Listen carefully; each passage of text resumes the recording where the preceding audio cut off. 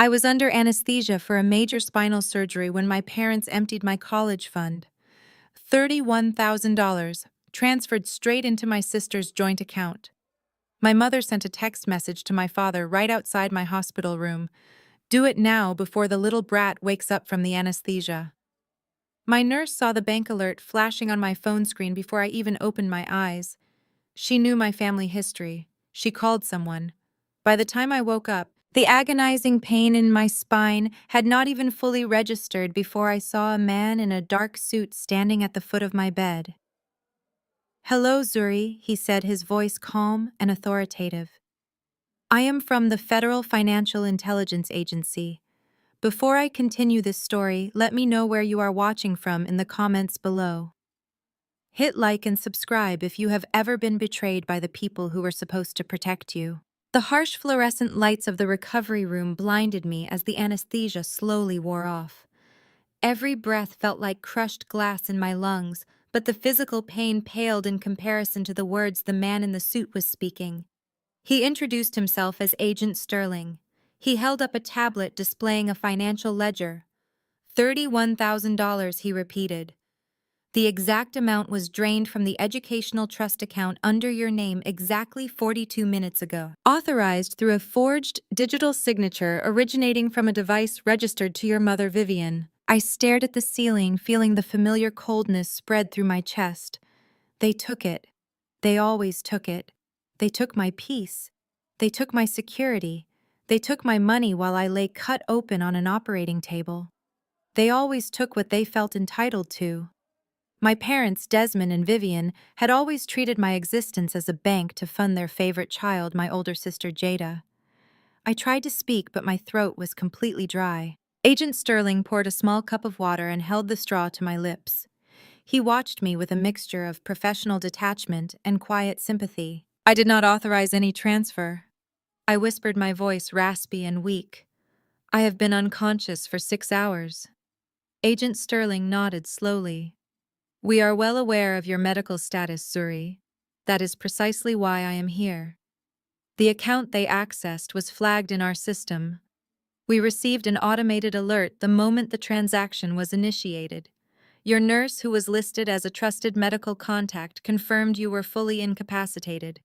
This is a clear case of wire fraud." Before I could process the magnitude of a federal agent standing in my hospital room, the heavy wooden door swung open. My parents walked in. My mother, Vivian, was holding a massive, ostentatious arrangement of cheap plastic flowers. My father, Desmond, trailed behind her, checking his expensive watch. A watch I knew he had bought using the emergency funds I had given them last year. They wore their perfectly practiced smiles, the ones they used at our megachurch in Atlanta, to show everyone what a blessed and loving family we were. "Oh, my sweet baby girl," my mother cooed, rushing toward the bed. "We were so worried about you. The surgery took forever. Her performance was flawless. Her performance was always flawless. Her performance was a shield she used to hide her cruelty." She stopped dead in her tracks when she noticed Agent Sterling stepping out from the shadows near the window. The fake smile melted off her face, instantly replaced by a hardened, defensive mask. "Who are you?" my father demanded, puffing out his chest as he stepped in front of my mother. "This is a private recovery room. We are her parents." Agent Sterling did not flinch. He calmly pulled his badge from his breast pocket and held it up for them to see. "I am Agent Sterling with the Federal Financial Intelligence Agency. We are investigating a fraudulent wire transfer of $31,000 initiated from Mrs. Vivian's device while your daughter was under general anesthesia." The air in the room vanished. I watched my mother's eyes dart around, searching for a way out, searching for a scapegoat. She pointed a manicured finger directly at me. "Fraud! Are you out of your mind?" My mother's voice hit that shrill, hysterical pitch she always used when she was cornered. "Zuri begged me to transfer that money. She was crying this morning before the surgery, terrified about her debts. She gave me her passwords and pleaded with me to move the funds to her sister to pay off a loan. She is clearly confused from the medication." My father immediately jumped in to back her up. "You know how she gets," he said, glaring at me with absolute contempt. "You are making a scene again, Zuri. Always making a scene. Your sister Jada and her husband Preston are trying to close on a luxury property today, and you are playing the victim to ruin their moment. You have no need for that money lying flat on your back anyway. I lay there feeling the stitches in my spine pull tight, listening to the people who gave me life casually throw me to the wolves to protect their golden child. They lied. They lied to my face. They lied to a federal agent. They lied to protect the very people who contributed nothing to our family legacy. Agent Sterling did not raise his voice. He simply reached into his jacket pocket and pulled out a pair of silver handcuffs.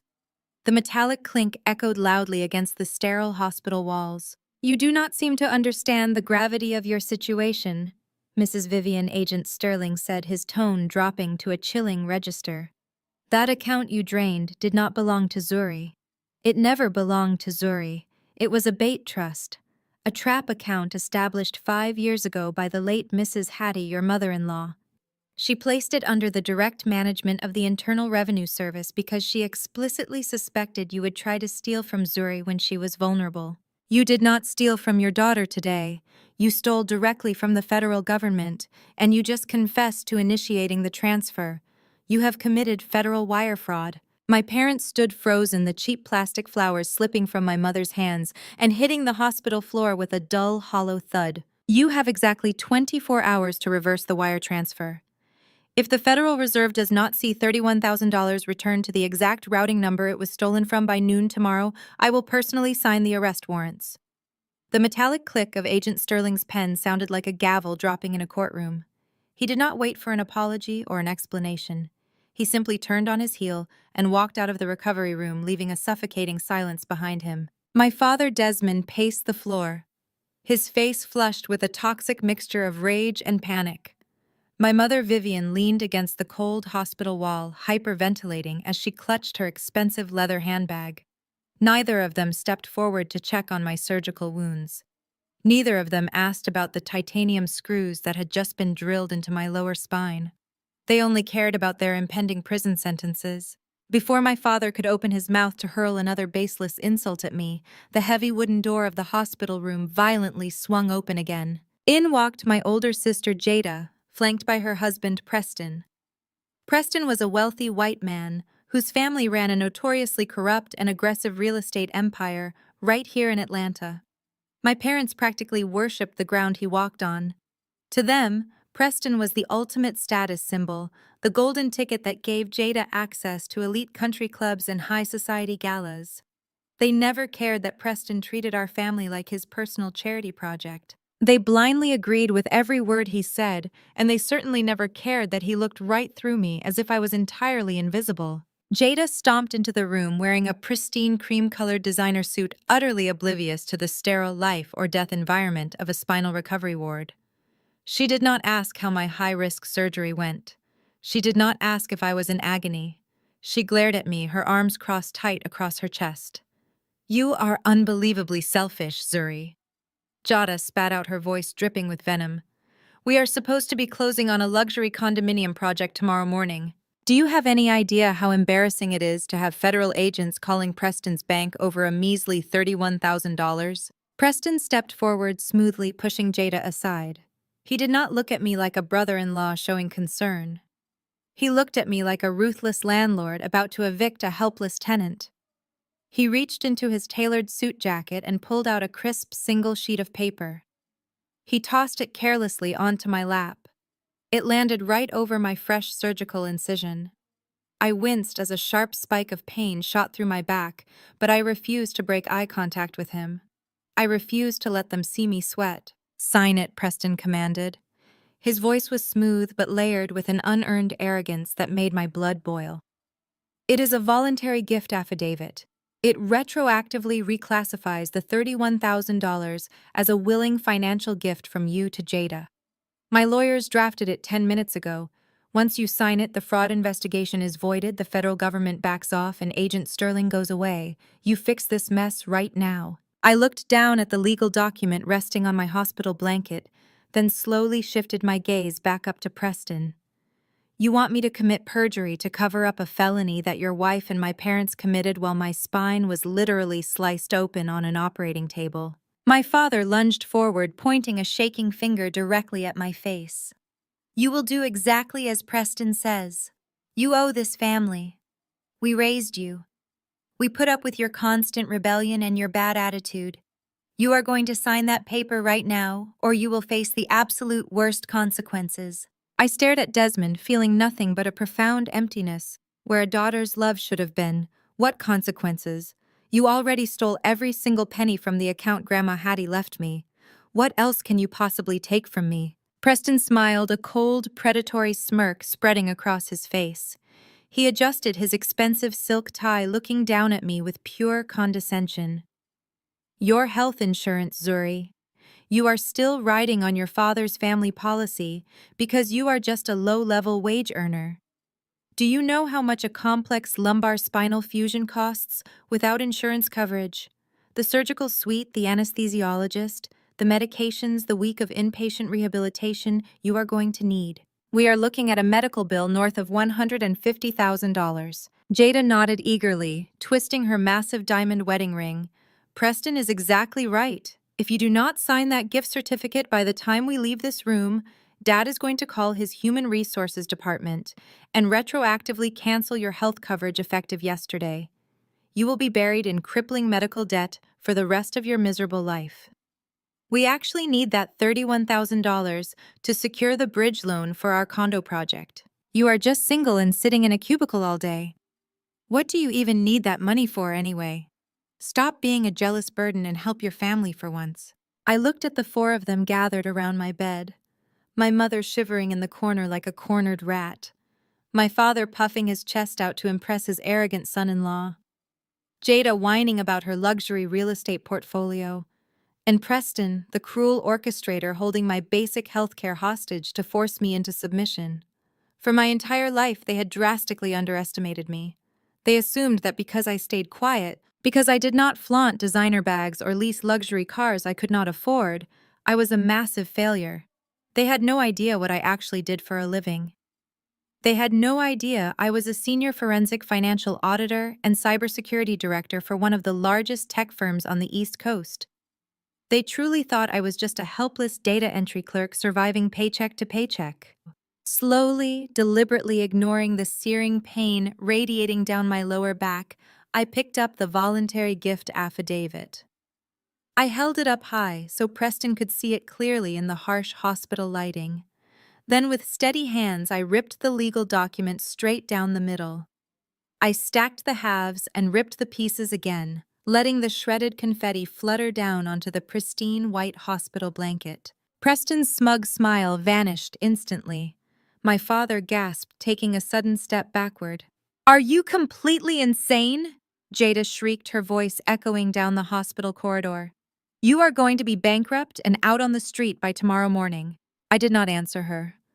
I reached over to the bedside table where my personal belongings had been placed before the surgery. I bypassed my smartphone and picked up a sleek, heavy matte black metal card. I pressed the red call button pinned to my pillow.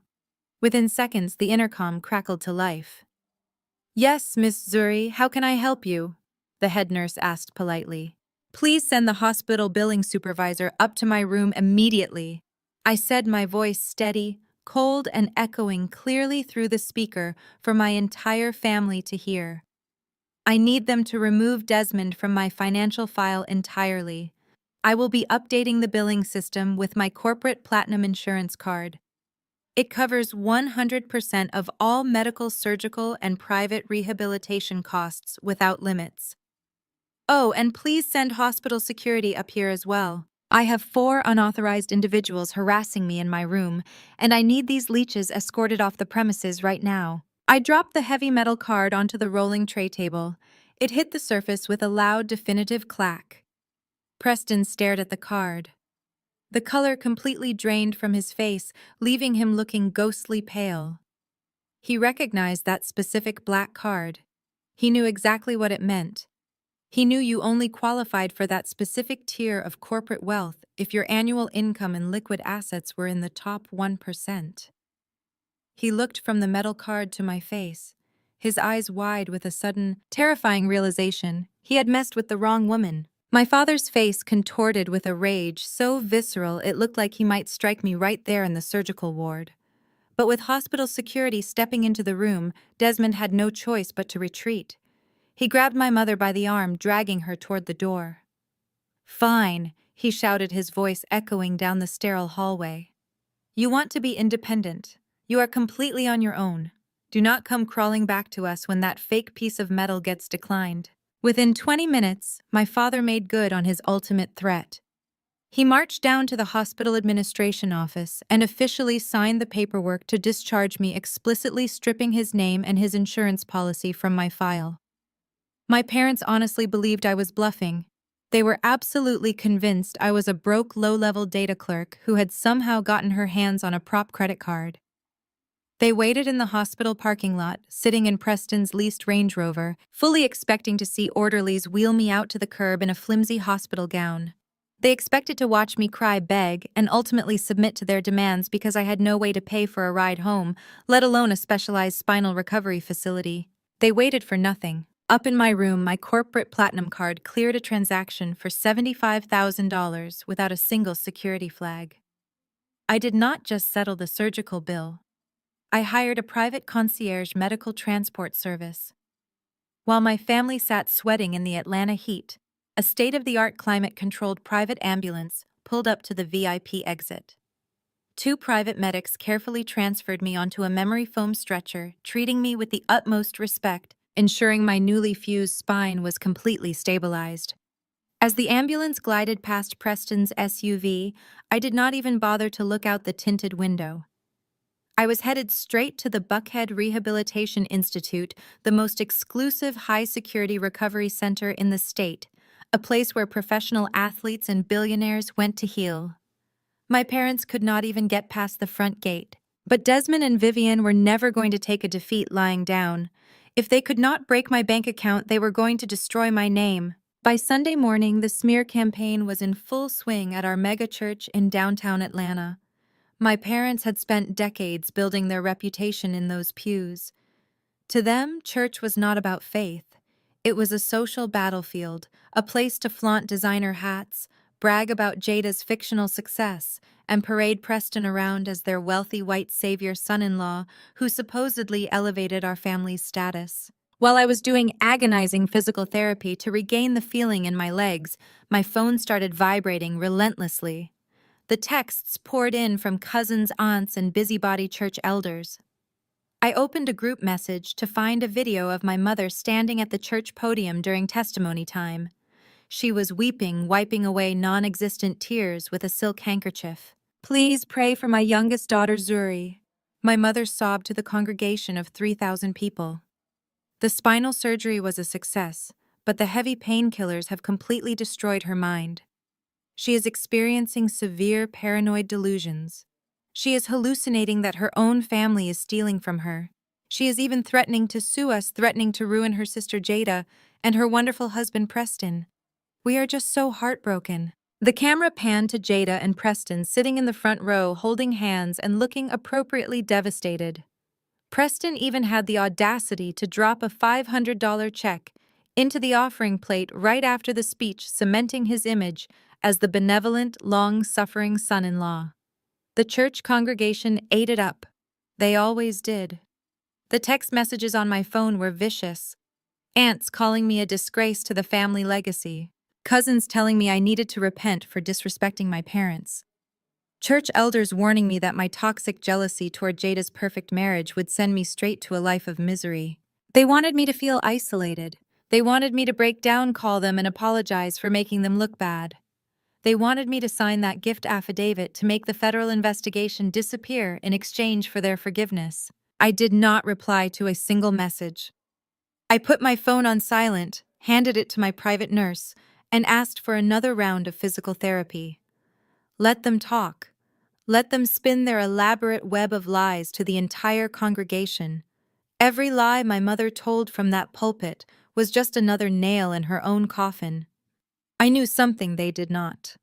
The Federal Financial Intelligence Agency does not care about church gossip. They care about wire transfers. At 2 o'clock in this morning, the private suite at the rehabilitation center was dead silent. The only sound was the soft hum of my vital sign monitor. I was staring up at the ceiling calculating my next move when my encrypted work phone buzzed on the nightstand. I reached over, carefully wincing at the stiffness in my lower back, and answered. Miss Zuri. Agent Sterling's voice came through the receiver, crisp, professional, and wide awake.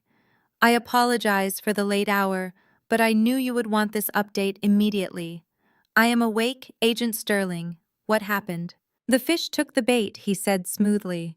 Preston did not keep the $31,000 in your sister's domestic joint account. He was too desperate.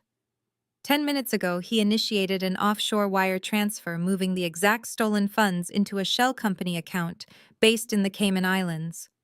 I smiled in the dark, a cold, predatory smile. Why would a supposedly wealthy real estate developer panic and offshore $31,000 in the middle of the night? Because his domestic accounts are heavily monitored, Agent Sterling replied. We just ran a preliminary sweep. Preston's luxury condominium project is a complete facade. He is drowning in debt, actively defaulting on millions, and trying to patch a massive hole in his latest development before his investors find out. Moving stolen federal bait funds across international borders just elevated this from domestic wire fraud to international money laundering. The Federal Reserve has officially locked onto his digital footprint. We have him right where we want him. Agent Sterling paused for a moment. What are your orders, Miss Zuri? We can move in and freeze his domestic assets right now. No, I said, gripping the phone tightly. Do not freeze anything yet. Let him think he got away with it. Let him spend the money. I want to see exactly how deep this rabbit hole goes. Understood, Agent Sterling replied. We will continue to monitor the offshore activity. Have a good night, Miss Zuri. The line went dead. I set the phone back down on the nightstand and pulled the heavy duvet over my chest. My family thought they had successfully destroyed my reputation. They thought they had secured their stolen money and secured their golden child's future. But Preston had just walked blindly into a federal trap, dragging my sister and my parents right in with him. The countdown had officially begun. I pushed the heavy-weighted duvet aside, my breath catching in my throat as a sharp spasm of fire radiated from my newly fused lumbar spine. Reaching for the sleek aluminum walking cane the physical therapist had left by my bedside, I forced myself to stand.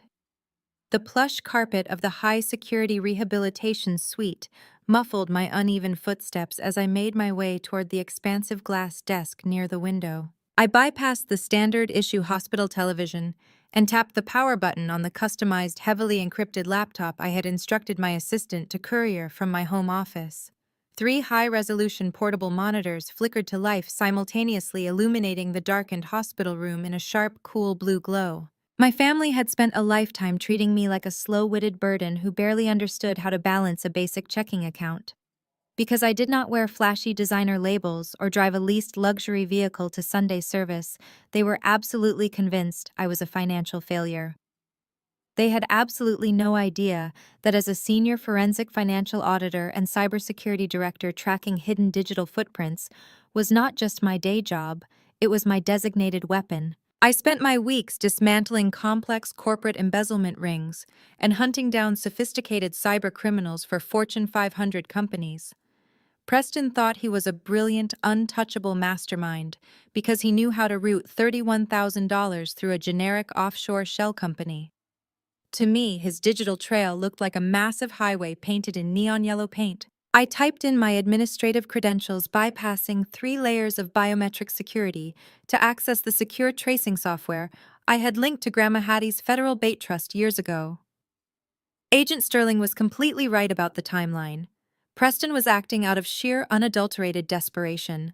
The stolen money had landed in a Cayman Islands account, registered under a holding company named Apex Global Ventures. I ran that specific holding company through a proprietary global financial database I utilized for corporate audits. It took less than 40 seconds for the entire illusion of Preston's billionaire real estate empire to shatter across my glowing screens. He was not a successful developer building the future of Atlanta's skyline. He was the frantic architect of a crumbling crypto real estate pyramid scheme. He had been quietly taking massive cash deposits from wealthy, unsuspecting Atlanta investors, promising them high-yield tokenized shares in luxury condominiums that did not even possess basic city zoning permits yet. He was shifting funds from new investors to pay off the old ones. A classic Ponzi structure running entirely on borrowed time and empty promises. But the most spectacular discovery on my screens was not his fraudulent crypto ledger. It was the collateral he had utilized to secure his latest emergency bridge loan from a predatory lending firm.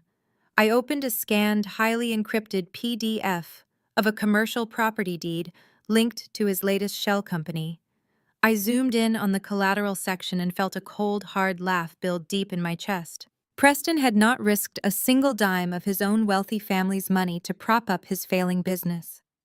He had quietly taken out a massive high-interest second mortgage on my parents' pristine Buckhead mansion, the very house my mother and father paraded at church as the ultimate symbol of our family's multi-generational wealth. The home they claimed was their sacred legacy was currently leveraged to the absolute roof by the arrogant white son-in-law they blindly worshipped. Preston had either forged their signatures outright or manipulated them into signing a blind power of attorney during one of their lavish family dinners. He had used their lifelong sanctuary to finance his illegal gambling, and my parents were too busy trying to destroy my reputation to realize they were already homeless on paper. Right as I was downloading the forged property deeds onto an encrypted flash drive, my personal phone vibrated violently against the glass desk. It was an audio message from Jada. I tapped the speaker icon, leaning heavily on my cane as my sister's arrogant, venomous voice filled the quiet room. "You really thought you did something with that fake black credit card today? Did not you? Suri?" Jada spat through the speaker, her voice dripping with sheer condescension. "Well, playtime is officially over. Mom and Dad just met with their estate lawyer. They have officially written you out of the family trust. You are getting absolutely nothing. And as for your pathetic little stunt with that fake federal agent at the hospital, Preston just retained the most aggressive, expensive defense attorney in the state of Georgia. We are filing a massive civil suit against you for defamation, slander, and intentional emotional distress. You are going to be sitting in a courtroom explaining to a judge why you are a delusional, jealous liar who tried to extort her own family just because you are single and miserable. Prepare yourself to lose your cheap apartment and everything else you own, you absolute failure." The audio message ended with a sharp click. I did not type a single word back. Arguing with a loud, clueless pawn is a complete waste of energy when you are actively positioning your pieces to capture the king. I muted the phone, tossed it aside, and turned my full attention back to the glowing monitors. Jada wanted to initiate a war over financial assets. She was about to learn what a hostile corporate financial takeover actually looked like. I compiled Preston's Cayman Island routing numbers, the detailed crypto fraud ledgers, and the clearly forged Buckhead Mansion mortgage documents into a single highly classified data packet. With one decisive keystroke, I securely forwarded the entire dossier anonymously to my top-tier compliance contacts at the 3 major Wall Street investment firms currently backing Preston's legitimate domestic loans. By the time the markets opened in the morning, those massive firms would initiate mandatory risk audits, effectively freezing his accounts and choking off every single cent of his operational capital. But I was not finished. Destroying his cash flow was merely the preamble to my actual plan. I opened my private offshore investment portal, a diversified portfolio I had spent 10 years quietly and aggressively expanding, while my family assumed I was clipping coupons.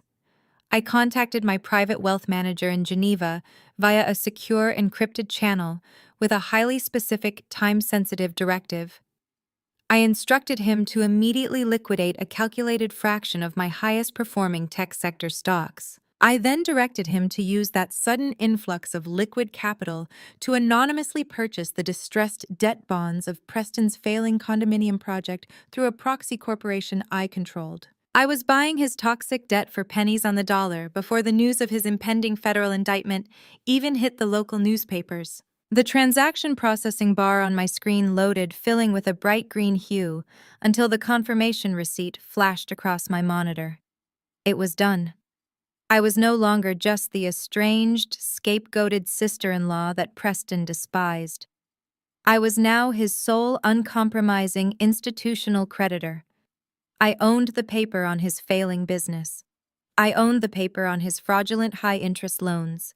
And by direct legal extension of the collateral he had so foolishly offered, I now owned the exclusive rights to seize my parents' beloved mansion the moment he defaulted. The dawn brought a fresh wave of agonizing stiffness to my lower spine, but the physical pain was entirely overshadowed by the sheer volume of notifications exploding on my private encrypted device. News travels with terrifying speed within Atlanta's elite African-American social circles, and my mother had weaponized that network with surgical precision. Vivian had clearly spent the last 48 hours making tearful, highly manipulative phone calls to every single member of her country club, her church committees, and the prestigious Jack and Jill organization. She was spinning a masterful narrative of a heartbroken mother dealing with a severely unhinged daughter. The voicemails piled up one after another, creating a suffocating chorus of unwarranted judgment and misdirected outrage. I sat on the edge of my rehabilitation bed, letting the audio messages play out loud while I strapped myself into my rigid medical brace. The first message was from Aunt Beatrice, a woman who had not bothered to call me on my birthday in 6 years. "Zuri," she began, her voice dripping with condescension, "your mother is inconsolable. How dare you threaten your own flesh and blood with federal agents? We all know you have always been jealous of Jada, but trying to ruin her husband's business, because your own life is a mess, is a disgrace to this family's bloodline. You need to repent." The next voicemail was from Mrs. Carmichael, the regional director of my mother's social organization. "Zuri, I am calling you out of deep concern for the legacy of Black excellence we work so hard to uphold in this city. Your parents are pillars of our community. Preston provides jobs and development to our neighborhoods. By inviting the FBI into family matters over a petty financial misunderstanding, you are tearing down a successful Black family empire. You need to know your place. Drop this ridiculous complaint and handle this in-house before you embarrass all of us." The absolute irony of her statement made me laugh out loud in the empty room. They were fiercely protecting a white fraudster who had literally mortgaged their generational wealth behind their backs, all under the delusion that they were protecting Black excellence. Preston was actively destroying them, and they were treating him like a martyr while treating me like a traitor. I did not answer a single call. I did not issue a public statement to the church congregation to defend my name. I did not try to convince my aunts or my cousins that I was the actual victim.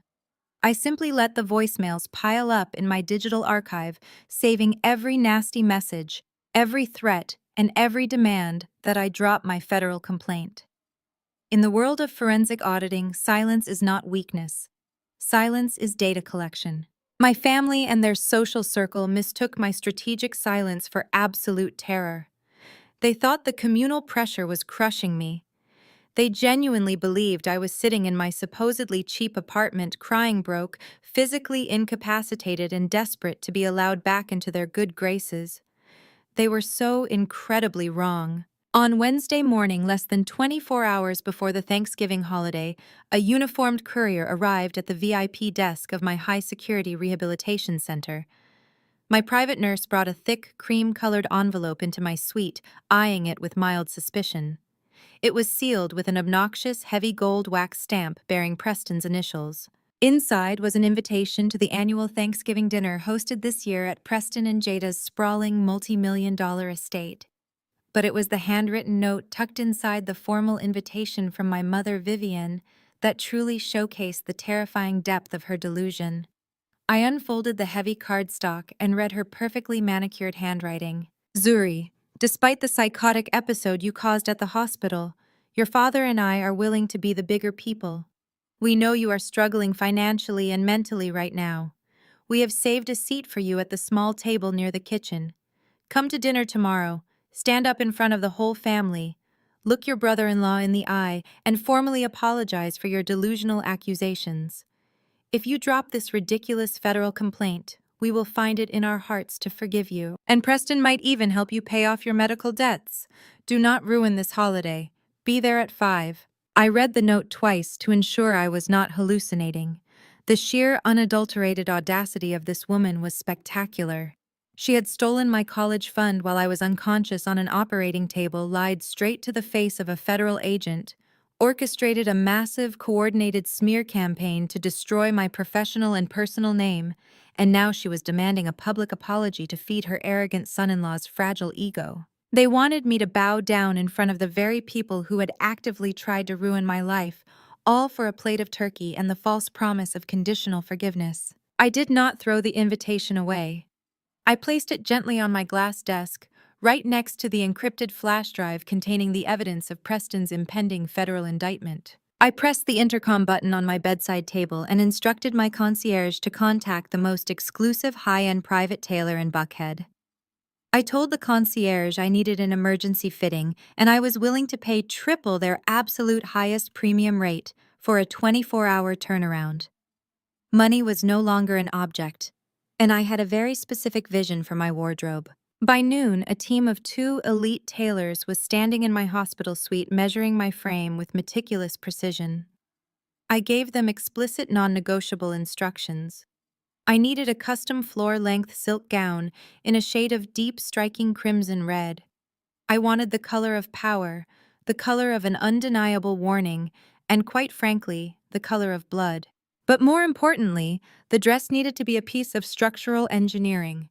It had to feature a reinforced structured bodice designed specifically to seamlessly conceal the bulky, rigid medical brace that was currently wrapping tightly around my recovering spine. I refused to walk into that mansion looking like a victim. I refused to limp. I refused to let them see a single ounce of physical weakness or pain. The dress had to act as a flawless, beautiful suit of armor. The tailors worked tirelessly, transforming the luxurious red fabric into a masterpiece that hugged my curves perfectly while rendering the thick medical brace underneath entirely invisible. As they pinned the final hem, I stood in front of the full-length mirror in my hospital suite. I looked at my reflection, taking in the sharp, cold determination burning in my own eyes. I was no longer the scapegoated daughter. I was the architect of their total destruction. I turned my head slightly, looking directly into the lens of the mirror, with a slow, chilling smile. They want me to show up and apologize. I let the cool, intoxicating satisfaction of my impending victory wash over me. No, I am not going there to apologize. I am going there to collect them. The tires of my chauffeur-driven Maybach crunched smoothly against the pristine gravel of Preston and Jada's sprawling Buckhead estate. The Thanksgiving holiday was in full swing, and their massive circular driveway was already choked with Mercedes sedans, Range Rovers and Porsche SUVs. Valets in crisp white shirts darted back and forth, scrambling to accommodate the influx of Atlanta's black elite. Church elders, prominent politicians, and Jack and Jill board members were all gathered inside, totally oblivious to the financial crater sitting right beneath their expensive Italian leather shoes. The chauffeur opened my door. I stepped out into the crisp November air. The custom crimson-red silk gown flowed perfectly around my frame, catching the ambient light of the estate's extravagant exterior chandeliers. The heavy, rigid medical brace fused to my lower spine was entirely invisible, hidden beneath the flawless structural tailoring of the bodice. I did not carry a cane. I did not limp. I stood at my full height, radiating the kind of absolute, untouchable power they thought they had stripped away from me in that hospital room. I walked through the towering, double mahogany front doors without bothering to knock. The grand foyer was packed with guests, sipping vintage champagne and exchanging hollow pleasantries. The moment I crossed the threshold, the ambient chatter in the room instantly died. It was as if someone had pulled the plug on the entire party. 50 pairs of eyes snapped in my direction. My mother Vivian was holding court near the grand staircase. She was wearing a completely over-the-top emerald green gown, laughing at a joke made by one of her wealthy socialite friends. When she saw me standing there, her jaw practically unhinged. Her crystal champagne flute slipped, spilling expensive wine across her manicured fingers. She expected a broken, weeping, wheelchair-bound daughter crawling back to beg for a plate of food and a scrap of forgiveness. Instead, she got me. My father Desmond nearly choked on his bourbon. He shoved past a group of deacons and grabbed my mother by the elbow, both of them staring at me as if I was a ghost who had just crashed their living room. Before they could formulate a coherent sentence to usher me out of sight, Preston made his grand entrance from the formal dining room. He looked every bit the arrogant, entitled white savior he believed himself to be, wearing a tailored navy blazer and a smug, self-satisfied smirk. He clinked a silver spoon against his glass, commanding the attention of every single influential guest in the room. Zuri Preston projected his voice loudly, making absolutely sure the church elders and business partners were listening to his display of manufactured grace. "Welcome back. I am honestly surprised you showed up, but I am glad you did. I hope your little timeout has taught you a valuable lesson about the consequences of turning against your own blood. We are a family of grace, and despite your financial struggles and your mental health issues, we forgive you. So please make yourself at home. Eat up, drink up, and try to enjoy yourself. Everything here tonight is completely on me." A polite, restrained murmur of approval rippled through the crowd. They looked at Preston with sheer admiration, praising him for being such a benevolent, forgiving brother-in-law to the supposedly unhinged, destitute black sheep of the family. My mother immediately seized the opportunity to control the narrative. She darted across the marble floor, grabbing my forearm with a grip so tight her nails dug into my skin. Her smile for the crowd was blindingly sweet, but her voice was a venomous whisper meant only for my ears. "Do not you dare make a scene here tonight," Vivian hissed through gritted teeth. "We set up a place for you away from the main guests. You will sit there quietly, you will eat, and then you will stand up and apologize to Preston in front of everyone, just like I told you to." She tried to physically steer me away from the grand dining room. I glanced over to where she was pushing me. Tucked away in a dark, drafty corner near the swinging doors of the catering kitchen, completely isolated from the massive, beautifully decorated main dining table, was a flimsy card table. It had a single cheap folding chair, no floral centerpiece, and paper napkins, instead of the embroidered linen ones provided for the VIP guests. It was the ultimate physical manifestation of exactly where they believed I belonged. Hidden, silenced, and treated like an unwanted servant in a house my own money was about to repossess. I smoothly but forcefully ripped my arm out of my mother's grip. I did not say a single word to her. I simply adjusted the sleeve of my crimson gown and walked right past her. I bypassed the insulting folding table near the kitchen entirely. The crowd parted instinctively as I strode directly into the center of the formal dining room. The VIP table was a massive custom-built walnut masterpiece stretching 20 feet long, draped in imported silk runners, and covered in expensive crystal. Preston was standing at the absolute head of the table, ready to take his seat as the king of the castle. Jada was sitting to his right, glaring at me with wide, panicked eyes as I approached their sacred space. I did not ask for permission. I reached out, grabbed the heavy, ornate, velvet-lined chair directly at the opposite head of the VIP table, and dragged it back against the hardwood floor with a loud, deliberate scrape. I sat down, crossing my legs, elegantly smoothing the red silk of my dress over my knees. I folded my hands on the pristine white table runner and stared straight down the length of the table, locking eyes directly with Preston. The entire room was dead silent. The tension was so thick it was suffocating. My mother looked like she was about to have a medical emergency right there in the foyer. I leaned forward slightly, resting my chin on my intertwined fingers. My voice was calm, perfectly measured, and loud enough to carry to every single person hovering in the doorway. "I do not think you are in a position to pay for anything here tonight, Preston," I said, maintaining absolute, unwavering eye contact with him. "Unless you plan to use that platinum business credit card that was declined by your bank exactly 15 minutes ago." Preston's face flushed a deep, violent shade of crimson that clashed horribly with his tailored navy blazer. The heavy crystal glasses on the VIP table rattled violently as he slammed his flat palm down against the polished walnut wood. The sharp, explosive sound echoed through the massive dining room, instantly silencing the few guests who were still murmuring. He stared at me with pure, unadulterated shock, his chest heaving as he tried to comprehend how a woman he considered entirely beneath his notice dared to speak to him with such profound disrespect in his own home. "What on earth are you barking about?" Preston snarled, his voice losing all of its previous polished, benevolent white savior charm. He pointed a shaking, aggressive finger directly at my face, across the long expanse of the table.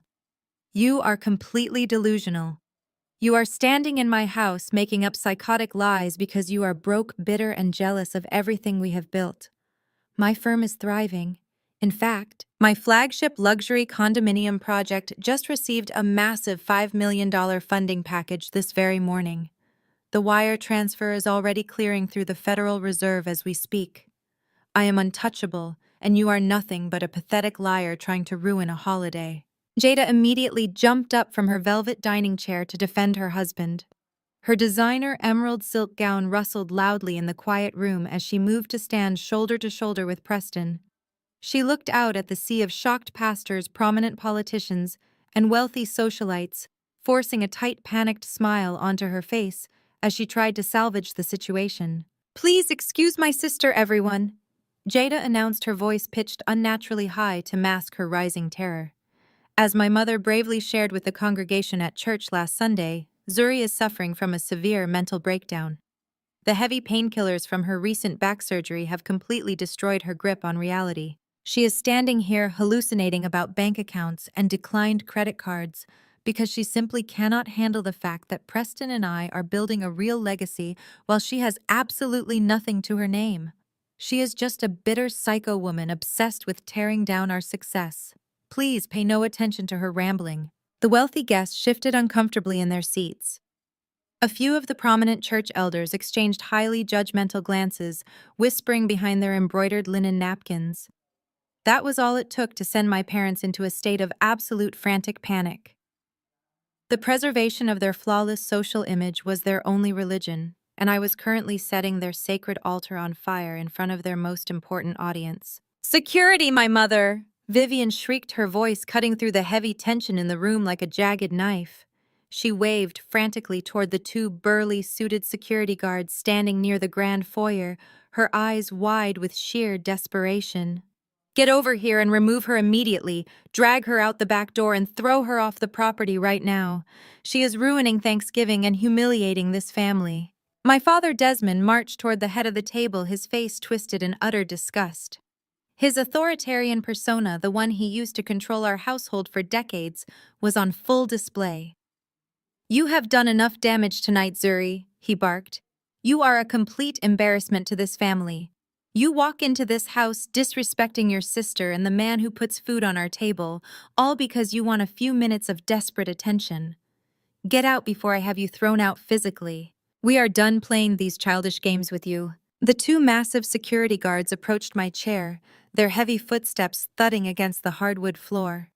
They reached out their large hands, fully intending to grab the shoulders of my custom crimson silk gown and forcefully drag me away from the dining table in front of 50 influential guests. I did not flinch. I did not break eye contact with my father. I sharply swatted the closest guard's hand away with such sudden force and absolute chilling authority that the massive man actually stepped back, visibly stunned by my complete lack of fear. "Do not touch me," I commanded, my voice dropping to a low, lethal register that carried perfectly through the silent, cavernous room. I stood up slowly from the velvet chair. I ensured that my posture was flawlessly straight, refusing to let the hidden medical brace dictate my movement or show even a fraction of physical weakness.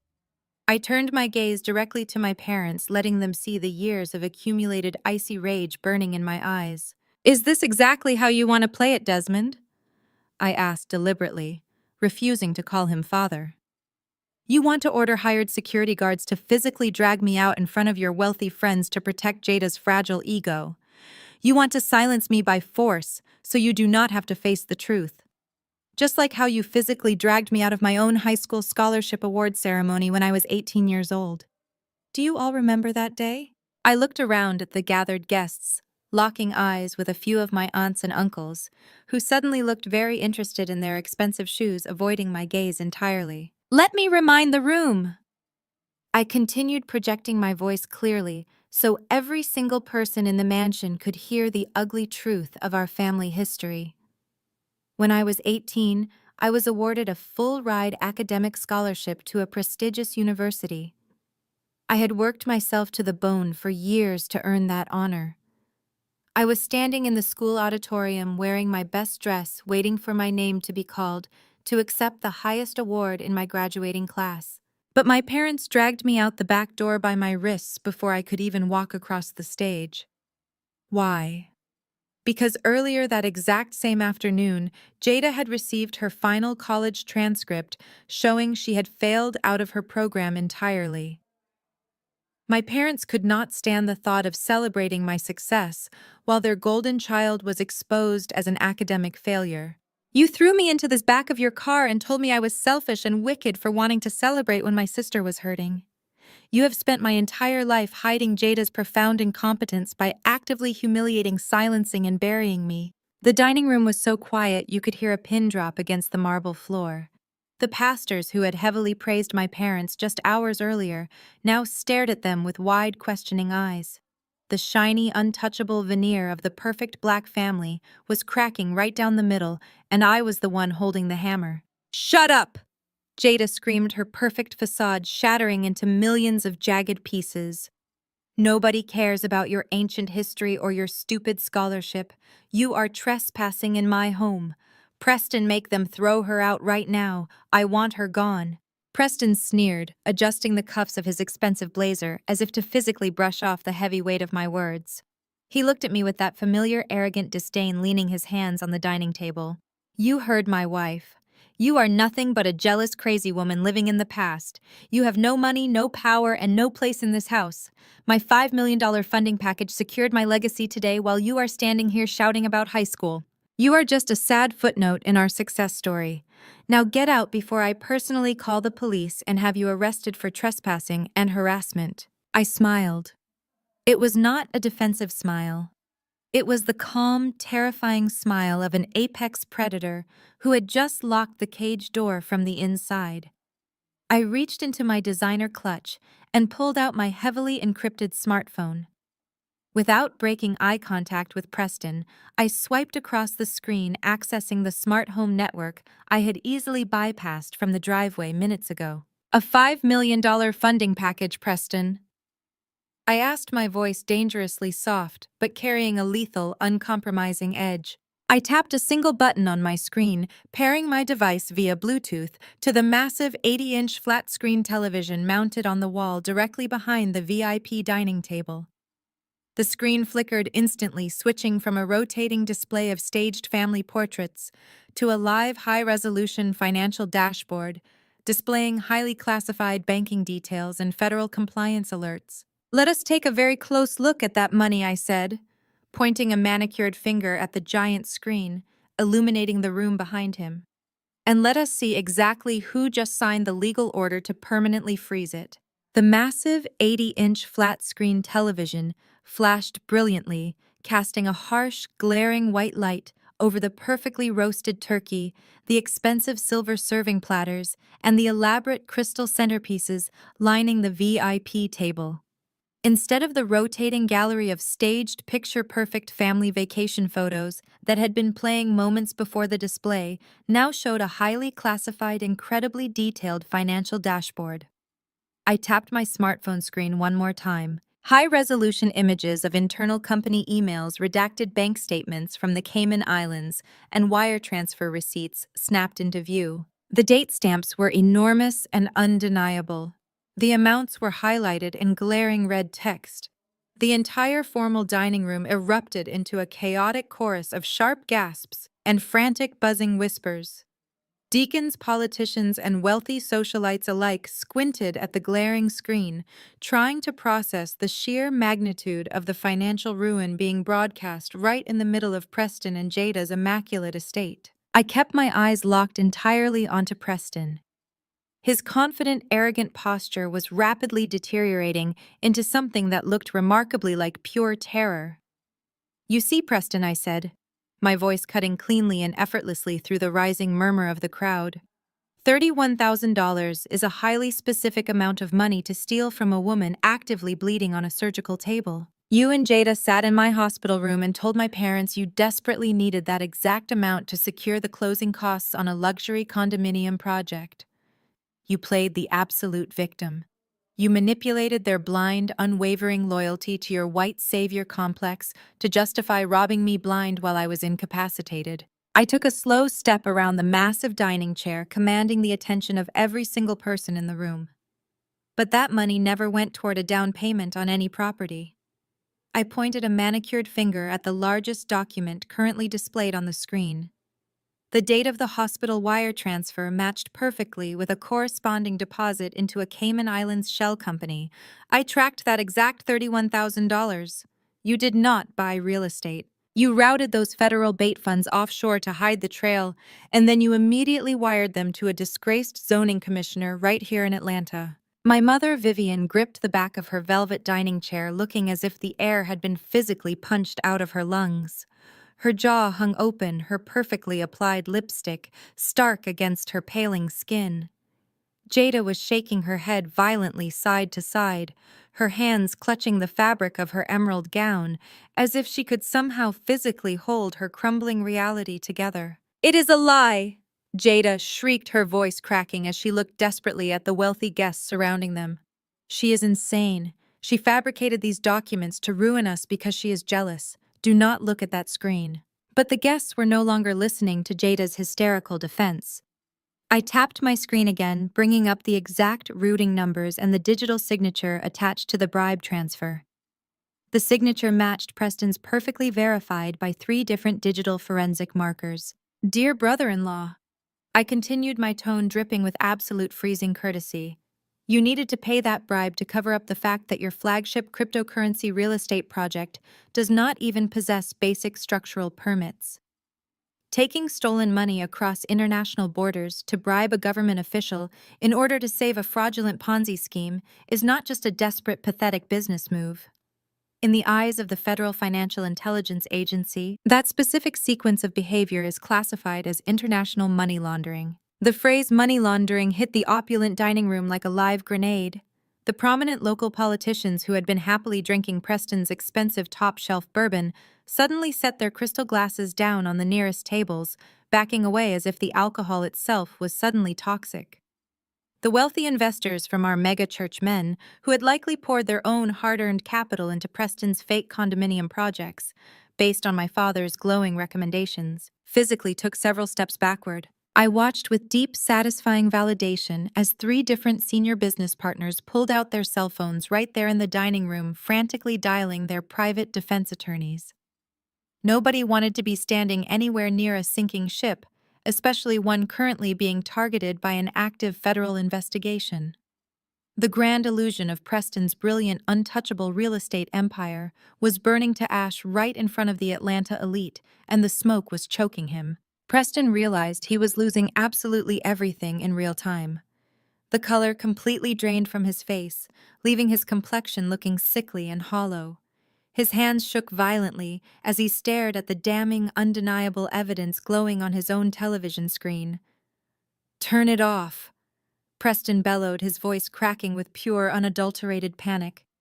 "Turn that screen off right now, you absolute liar." He lunged across the edge of the dining table, knocking over a heavy crystal pitcher of ice water. It shattered violently against the hardwood floor, sending shards of glass and freezing water splashing across the expensive silk rugs. But he did not even register the destruction. He reached out with a desperate, aggressive swipe, lunging across the table to try and rip my encrypted smartphone right out of my hand to sever the Bluetooth connection. I did not flinch. I did not cower. I took a single calculated step back, letting his grasping hand swipe nothing but empty air. I slipped the phone safely into the hidden pocket of my custom crimson silk gown, standing my ground with flawless, unwavering posture. "You are insane!" Preston roared, his chest heaving as he stared at me with wild, unhinged eyes. His polished veneer was completely gone, replaced by the rabid desperation of a cornered criminal. Those are highly classified corporate files. Those are protected offshore accounts. You are a low-level data clerk. Where in the hell did you get the clearance to access my private financial records? I smoothed the front of my red dress, adjusting my shoulders to stand perfectly straight, despite the rigid medical brace hidden securely beneath the silk. I offered him a slow, chilling smile that radiated pure, undeniable power. I got access because you are incredibly careless with your digital security, Preston, I replied, my voice echoing loudly and clearly enough for the frantic dialing investors to hear every single syllable. But mostly, I got access because I am not a data entry clerk. I am the senior forensic financial auditor and director of cybersecurity for the exact Wall Street private equity firm that is currently acquiring your distressed, fraudulent company for pennies on the dollar. The absolute silence that followed my revelation was deafening. Preston physically staggered backward, hitting the edge of the mahogany serving buffet. He knocked over a silver gravy boat, but he did not even look down as the dark liquid stained the expensive Persian rug. His mouth opened and closed silently, his brain completely short-circuiting as he realized the penniless, broken woman he had been mocking was the exact corporate executive who currently held his entire fraudulent empire in the palm of her hand. But my mother Vivian could never accept defeat. Her entire existence was predicated on controlling the narrative, and she was watching her meticulously crafted reality shatter into a million irreparable pieces. Instead of feeling shame, she felt unhinged, defensive rage. Vivian lunged forward, pushing past a group of stunned church deacons. Her emerald green gown whipped around her ankles as she pointed a trembling manicured finger directly at my face. "You set him up!" Vivian shrieked, her voice tearing through the quiet dining room like a siren. She completely ignored the fact that her son-in-law had just been exposed as an international money launderer. All she cared about was maintaining her delusional high ground. You deliberately set a trap for your own brother-in-law. That $31,000 was family money. It belonged to this household. We raised you. We put a roof over your head. We had every right to use that fund to secure Jada and Preston's future.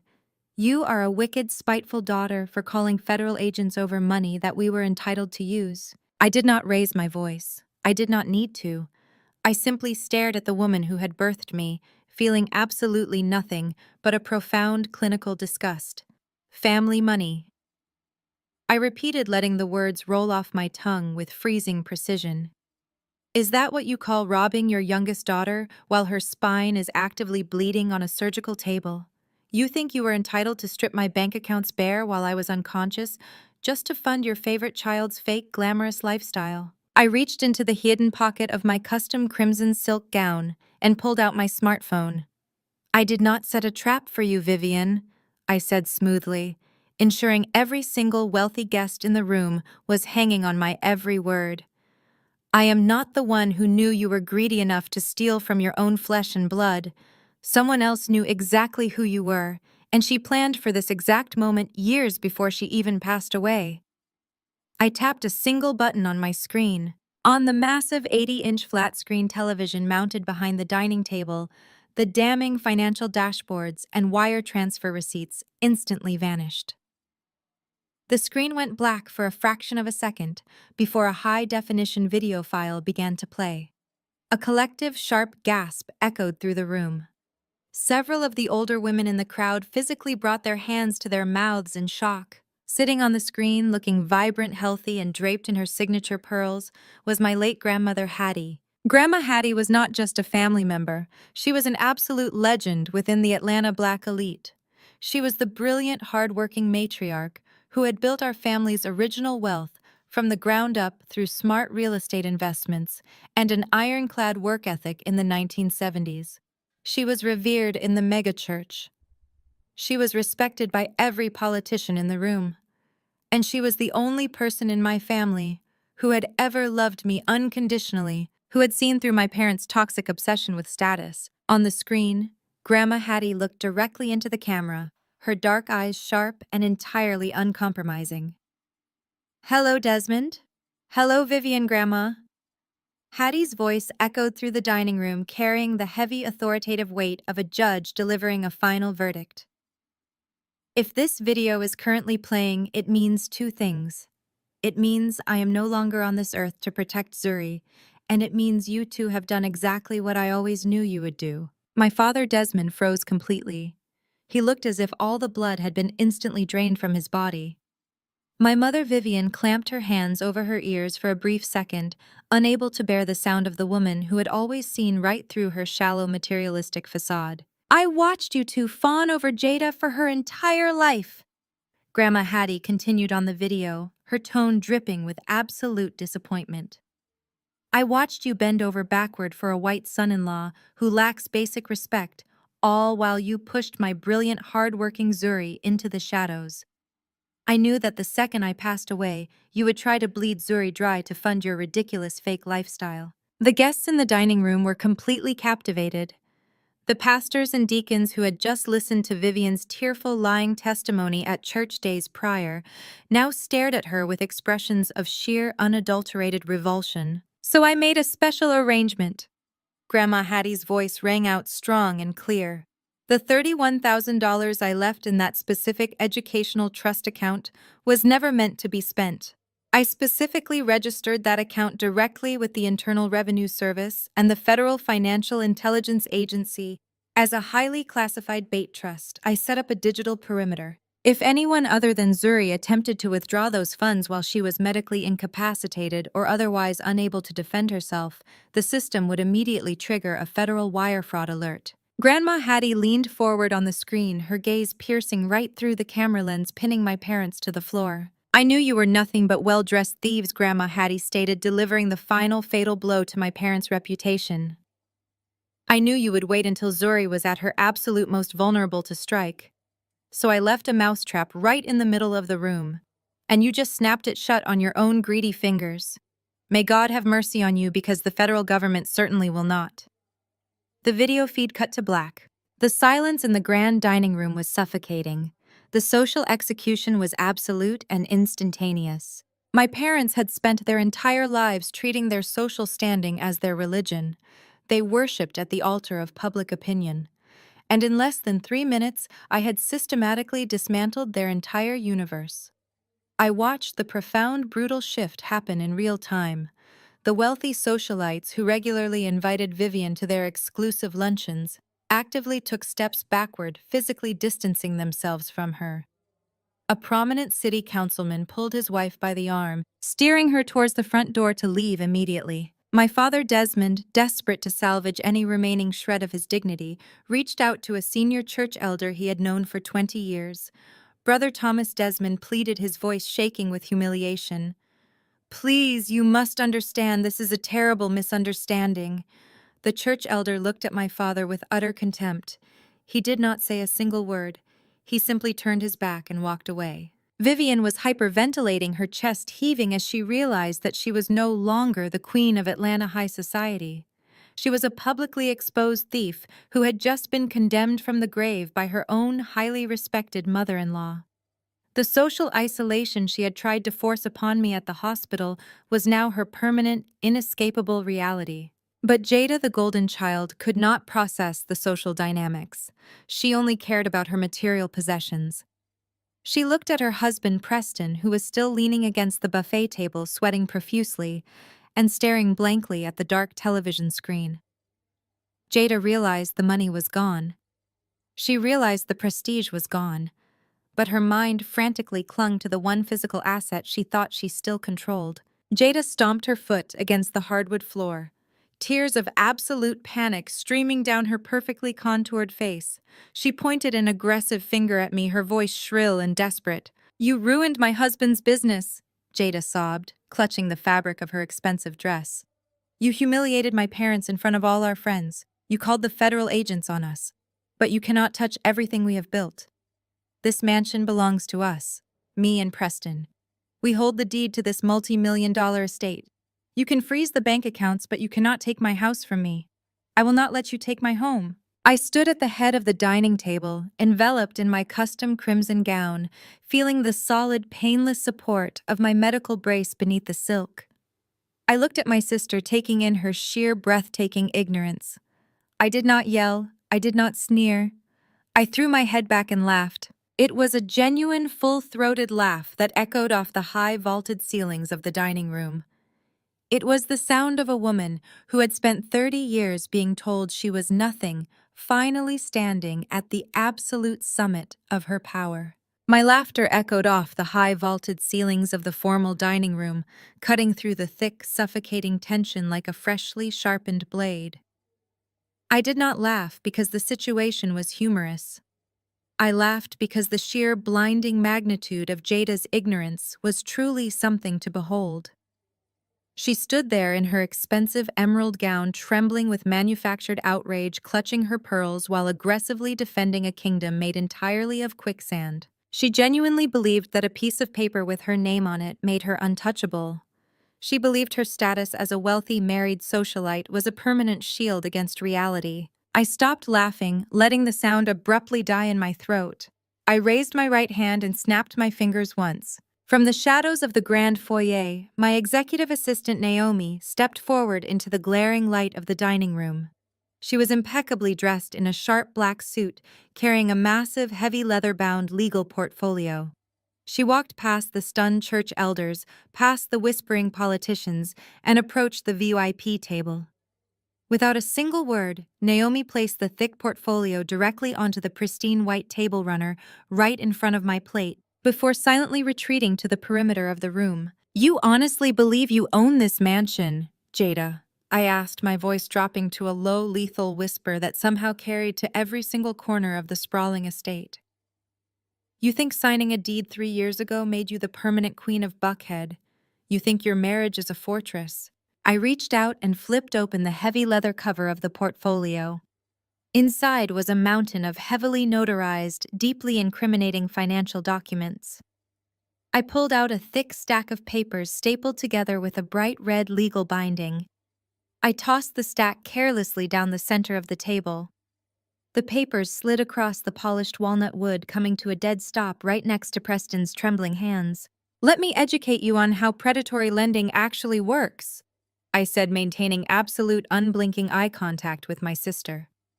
3 months ago, when Preston's fraudulent cryptocurrency scheme began collapsing under the weight of its own lies, he realized he could not secure a legitimate bank loan to cover his tracks. No reputable financial institution in this country would touch his toxic ledgers. So he went to a shadow lending syndicate, a predatory, unregulated credit organization that caters specifically to desperate failing men who cannot pass a standard compliance audit. To secure a $1.5 million emergency cash injection, Preston quietly put this exact multi-million-dollar estate up as collateral. "He mortgaged your massive dream house right out from under your feet, Jada." Jada stared at me, her eyes wide with a frantic, desperate denial. She looked down at the documents resting on the table, then snapped her head toward her husband. Preston was sweating profusely, his chest heaving as he stared at the red legal binding like it was a venomous snake. "That is a lie." Jada screamed, her voice cracking as she tried to physically shake her husband's arm. "Tell her it is a lie, Preston. My name is on the original deed. You cannot take out a second mortgage on this property without my legal consent and my signature." I leaned forward, resting my elbows on the table, offering her a cold, pitying smile. "He forged your signature, sweet sister," I said softly. "Just like he forged the digital authorization on my hospital bed. He completely bypassed you because he does not respect you. He views you as a convenient prop, a wealthy black wife to give him social credibility in Atlanta while he robs your community blind." Jada stumbled backward, releasing Preston's arm, as if his custom-tailored suit had suddenly caught fire. She covered her mouth with both hands, a muffled, agonizing sob tearing from her throat. The illusion of her perfect elite marriage disintegrated in front of 50 wealthy guests. But I was not finished. The true devastation had not even begun. I turned my freezing gaze away from my weeping sister and locked eyes directly with my father. Desmond was still standing near the edge of the table, his face pale and drawn, trying to process the profound humiliation of Grandma Hattie's video message. He thought the public destruction of his social standing was the absolute worst thing that could happen to him tonight. He was completely wrong. You see, Desmond? I continued, my voice ringing out with merciless clarity. $1.5 million is a massive amount of cash to secure from a shadow lender.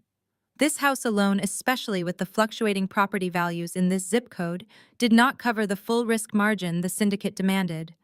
Preston needed additional debt-free collateral to finalize his shady loan.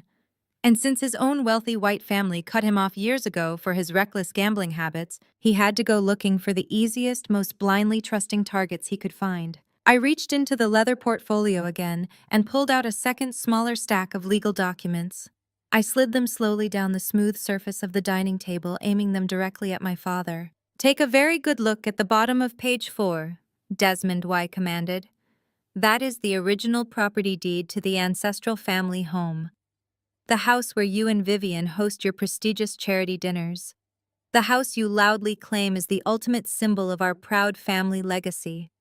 Preston forged both of your signatures.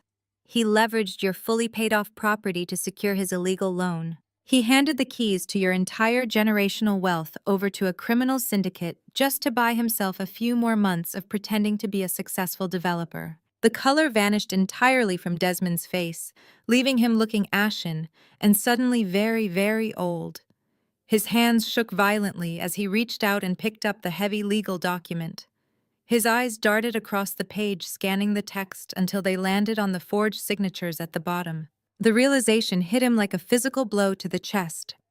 He staggered backward, his breathing turning into sharp, ragged gasps. He clutched the fabric of his expensive suit right over his heart, his knees buckling beneath him. He hit the edge of a dining chair and collapsed heavily into the seat. The psychological weight of his own profound failure was crushing him in real time. He had spent his entire life pushing his brilliant black daughter into the shadows, all so he could worship a mediocre white con artist who used his racial privilege to literally steal the roof over their heads. Vivian shrieked, rushing to Desmond's side. She grabbed his arm, shaking him frantically before turning her venomous glare toward Preston. "Tell me she is lying!" My mother howled, her emerald gown twisting around her legs. "Tell me you did not put our home in jeopardy. We gave you everything. We treated you like a king." Preston did not say a single word. He did not defend himself. He did not apologize to the wife he had betrayed or the in-laws he had bankrupted. He looked around the grand dining room, his eyes darting frantically from the furious faces of the wealthy investors to the weeping faces of his family. He saw the absolute terrifying reality of his situation. The illusion was completely shattered. He was facing decades in a federal penitentiary for multiple counts of wire fraud, international money laundering, and identity theft. Preston decided to run. He turned on his heel, abandoning all pretense of dignity, and bolted. He sprinted past the shocked church deacons, his heavy shoes pounding against the hardwood floor. He knocked over a tall tray of crystal champagne glasses, sending shattered glass flying across the room as he made a desperate, cowardly dash for the heavy French doors leading out to the lavish rear patio and the driveway beyond. He grabbed the polished brass handles and shoved his entire body weight against the glass. The doors did not budge. Preston shoved again, grunting in panic, his face red and sweating. He pressed his face against the glass pane, peering out into the darkness of the patio. Standing on the other side of the glass, looking in with absolute terrifying calm, were 3 towering men in tactical black suits. My private corporate security team, working in direct tandem with federal authorities. I had instructed them to quietly secure every single exit on the property the exact moment I sat down at the VIP table. Preston was completely trapped. He backed away from the locked doors, panting heavily. His expensive blazer wrinkled and disheveled. He slowly turned around to face the dining room, realizing there was nowhere left to run and no one left to manipulate.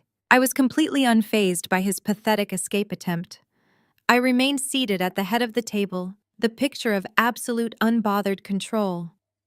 I casually reached for a crystal glass of expensive red wine that a caterer had poured earlier in the evening. I took a slow, deliberate sip, letting the chaotic, screaming reality of the room settle into a manageable hum.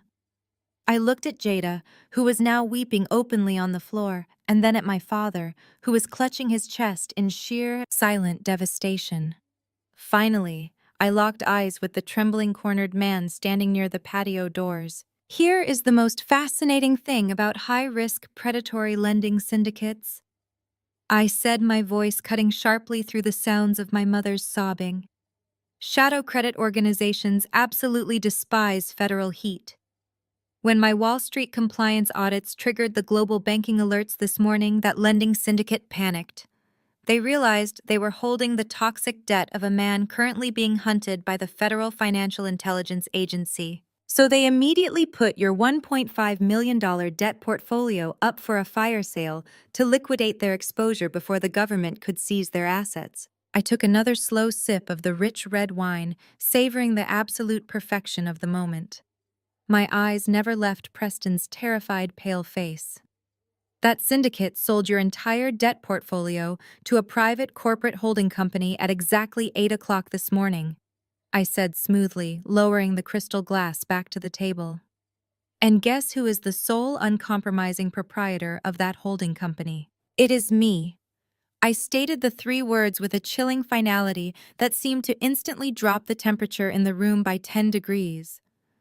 I reached back into the heavy leather portfolio my assistant Naomi had placed in front of me. I pulled out the final heavily embossed stack of legal documents and slammed the debt transfer certificates directly onto the center of the VIP dining table. The loud smack of paper hitting polished wood made Jada physically jump out of her chair. I am the sole owner of the corporate entity that just purchased every single cent of Preston's toxic debt. I projected my voice, ensuring the wealthy politicians and church elders, standing frozen in the foyer, heard every single syllable. I am now the primary creditor of this ridiculous multi-million-dollar mansion. I am the primary creditor of the ancestral family home in Buckhead. I did not just come here tonight to take back my stolen $31,000. I came here to take absolutely everything you are standing on. You handed the keys to your entire kingdom to a white con artist who treated you like stepping stones, and now I own the ground beneath your feet. My father. Desmond's face twisted into a mask of pure, unfiltered rage. He gripped the edge of the dining table, his knuckles turning white as he tried to summon the authoritarian power he had lorded over me for my entire life. You cannot do this to us! Desmond bellowed, his voice cracking with blind desperation. We are your parents. We gave you life.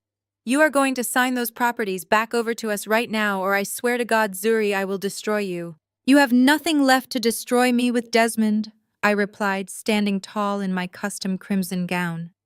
You spent 30 years trying to break my spirit so Jada could shine. You let Preston leverage your generational wealth because you were too obsessed with his proximity to whiteness and power to read a basic loan agreement.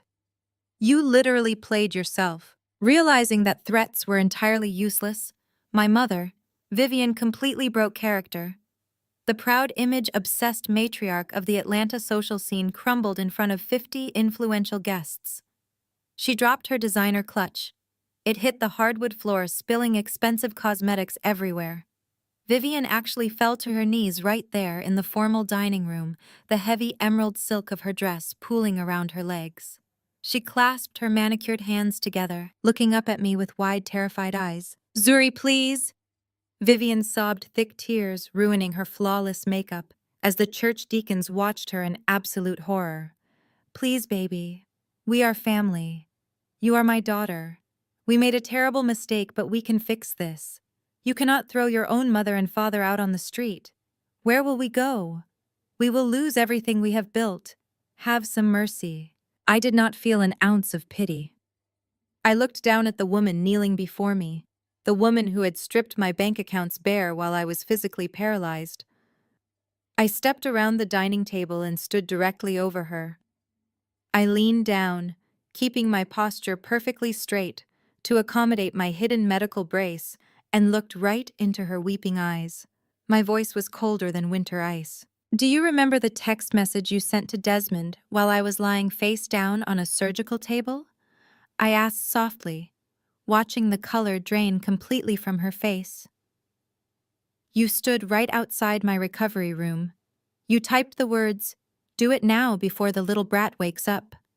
You pushed send, and you stole my future without a second thought. You did not care if I ended up bankrupt, homeless, or crippled by medical debt. You only cared about funding Jada's grand illusion. I straightened back up, towering over her. You do not get to invoke the word family to save your skin. Family died the exact second you hit send on that message. You are just a thief sitting in a house that I currently own. Jada was hyperventilating on the floor next to her mother. "You are a monster!" Jada shrieked, burying her face in her hands, as her perfect Thanksgiving dinner turned into a financial crime scene. "You planned this just to ruin my holiday. You are a cold, heartless monster." "I am a forensic financial auditor," I corrected her sharply. "I just audited your entire life, Jada, and you came up completely bankrupt. You spent your whole life relying on mom and dad to steal my light so you could glow. Now you are married to a federal criminal, your house belongs to the sister you bullied, and your parents are going to be living in a motel. That is not me being a monster. That is just mathematics." Preston was still backed against the locked patio doors. He was sweating through his tailored navy blazer, his eyes darting frantically around the room looking for any possible avenue of escape.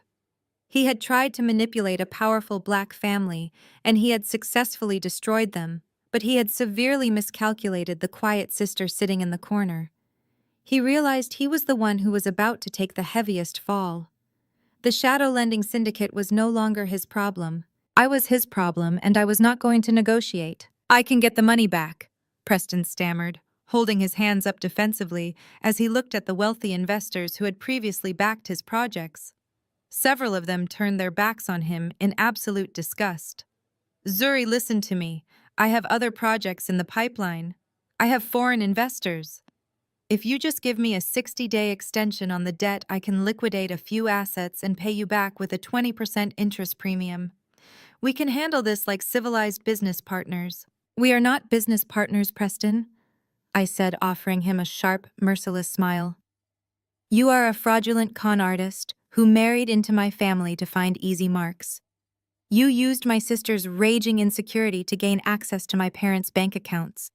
You thought you could operate with total impunity because you assumed your arrogance made you the smartest person in the room, but you forgot one crucial detail.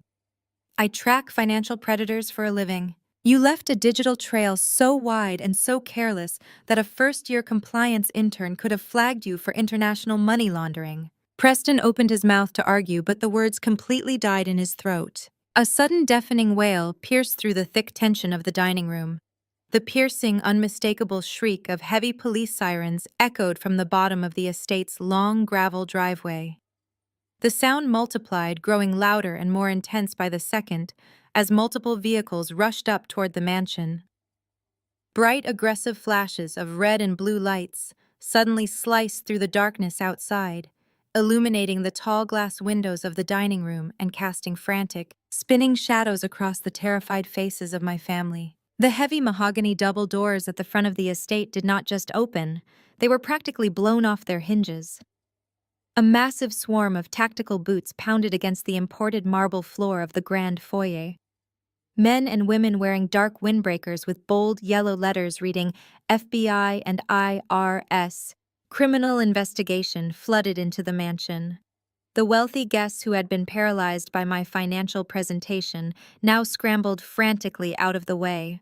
Deacons dropped their champagne flutes and socialites pressed themselves flat against the expensive silk wallpaper to avoid the rushing tide of federal agents. Walking calmly through the exact center of the tactical chaos was Agent Sterling. He was not wearing his standard gray suit tonight. He wore a heavy tactical vest and an expression of absolute uncompromising authority.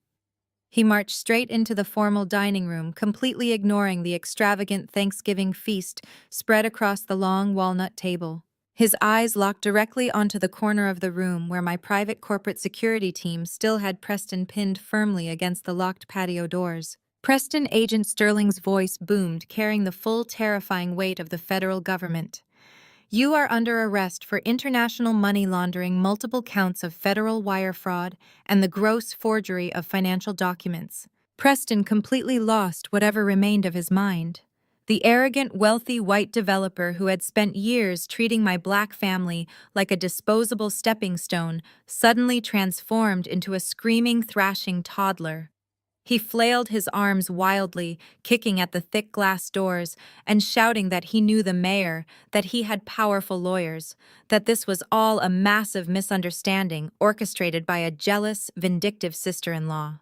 The federal agents did not care about his elite connections. Two massive agents grabbed Preston by his tailored navy blazer, spun him around roughly, and slammed him face first against the reinforced glass of the patio doors. The loud smack echoed sharply through the dining room. Preston shrieked in pain as they twisted his arms behind his back. The sharp, unmistakable clicking sound of heavy steel handcuffs locking around his wrists sounded like absolute music to my ears. They dragged him backward away from the glass. His expensive Italian shoes scrambled uselessly against the hardwood floor. He was crying now. Actual tears of pure terror streamed down his red, sweaty face as they frog marched him straight through the center of the dining room. The church elders and wealthy investors watched in sheer disgust as the so-called visionary developer was paraded out of the house like a common street thief. My mother, Vivian, let out a loud, dramatic sigh of relief.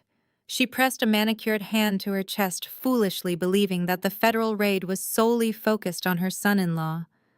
She stepped forward, trying to summon her usual manipulative charm. She attempted to address Agent Sterling, as if they were casually chatting at a Sunday church service, completely blind to the reality of her own situation. "Thank goodness you arrived," Officer Vivian lied smoothly, gesturing toward the front doors where Preston had just been dragged out into the night. "That man deceived all of us. He took advantage of our family's good name and pristine reputation. We had absolutely no idea he was a criminal. We are just innocent victims in his terrible scheme." Agent Sterling slowly turned his gaze away from the doorway and locked eyes with my mother. He did not smile. He did not offer a single ounce of comfort. He simply reached into his tactical vest and pulled out a second set of folded legal warrants. "Vivian and Desmond, Agent Sterling," said, his voice dropping to a chilling professional register that silenced the entire room. "You are not victims in this scenario. You are active co-conspirators." My father, Desmond, froze. His eyes widened in pure, unadulterated horror. "What are you talking about?" Desmond stammered, stepping backward until his spine hit the edge of the dining table. "We did not launder any money. We are upstanding citizens. I am a respected leader in this community." Agent Sterling took a commanding step closer, towering over my parents. "You are under arrest for conspiracy to commit wire fraud, identity theft, and the unauthorized breach of a federally monitored bait trust. You actively conspired to steal $31,000 from an incapacitated patient while she was undergoing major spinal surgery, and you utilized a false identity to facilitate that illegal transfer across state lines. Turn around and place your hands behind your backs right now." Vivian let out a blood-curdling scream. It was not a scream of sorrow or genuine remorse. It was a scream of pure, absolute humiliation. The elite members of her social clubs, the very women she had spent decades trying to desperately impress, were standing mere feet away watching her get arrested for petty theft. She tried to fight back, swatting aggressively at the female federal agent who approached her with handcuffs ready. "Do not touch me!" Vivian shrieked, her emerald gown twisting around her legs as she struggled against the agent's firm grip. "I am a senior committee member. I am a pillar of the church. You cannot do this to me in front of my important guests. Zuri, tell them to stop. Tell them it was all a terrible mistake. You have to fix this right now." I stood perfectly still in my crimson silk gown. I held her panicked gaze with absolute freezing ice. "I told you I was going to collect you, Vivian," I said softly, ensuring my voice carried over her frantic struggling. "The federal government is just here to facilitate the final transaction." The female agent forcefully grabbed my mother's wrists, pinning them behind her back and securing the heavy steel cuffs. The click echoed through the room, sealing her fate. My father did not fight. Desmond simply hung his head in sheer profound defeat. He held his trembling hands out as an agent cuffed him. The powerful authoritarian patriarch of the family had been reduced to a silent, broken criminal in a matter of seconds. They were both escorted out of the dining room, walking the exact same public walk of shame their precious son-in-law had taken moments before. With Preston, Vivian, and Desmond gone, the massive dining room suddenly felt incredibly empty. The only sound left in the mansion was the frantic, hyperventilating sobs of my older sister. Jada was still kneeling on the floor near the head of the table. She had not been arrested. She had been far too incompetent and too intentionally blind to be considered a mastermind in Preston's elaborate financial crimes. The federal agents did not want her. But as she looked around the ruined dining room, she quickly realized that avoiding a prison cell was actually the worst possible outcome for her. Because without Preston, without her parents' stolen money, and without the fake real estate empire to shield her, she was left holding an empty bag filled entirely with massive, crushing debt. Jada crawled across the expensive Persian rug. She scrambled toward me on her hands and knees, completely abandoning her superior golden child persona. She reached out with trembling hands and grabbed the bottom hem of my custom crimson gown. She looked up at me, her flawless makeup completely ruined by her tears, her face a mask of pure terror. "Zuri, please," Jada begged, her voice cracking into a pathetic, high-pitched whine. "You have to help me. They are going to take absolutely everything. Preston is going to a federal prison. I have no job. I have no money of my own. You own the debt on this house. You own the debt on Mom and Dad's house. You have millions of dollars in your corporate accounts. You can pay off the shadow syndicate. You can wipe the slate clean and save our family. Please, I am your sister. Do not leave me out on the street with nothing." I looked down at the woman who had spent my entire life making sure I felt entirely worthless. I looked at the sister who had mocked my academic achievements, who had laughed when my parents dragged me out of my own high school award ceremony, and who had gleefully planned to steal my inheritance while I was bleeding on a surgical table. I did not yell at her. I did not gloat or rub her face in the dirt. I simply took a slow, deliberate step backward. The smooth, expensive crimson silk of my gown slipped effortlessly out of her desperate, grasping fingers. "You are not left with nothing, Jada," I said, my voice carrying a quiet, lethal finality. "You are left with exactly what you earned. You wanted this massive mansion. You wanted the prestigious title of a wealthy developer's wife. You wanted the luxury lifestyle so badly that you never bothered to ask how it was being funded. Well, congratulations, you get to keep the title. Enjoy paying back the $1.5 million you owe my holding company. I expect your first minimum payment installment by the end of the month, or I will initiate the eviction process immediately." Jada collapsed fully onto the floor, sobbing uncontrollably into the rug as the absolute reality of her ruined life finally crushed her.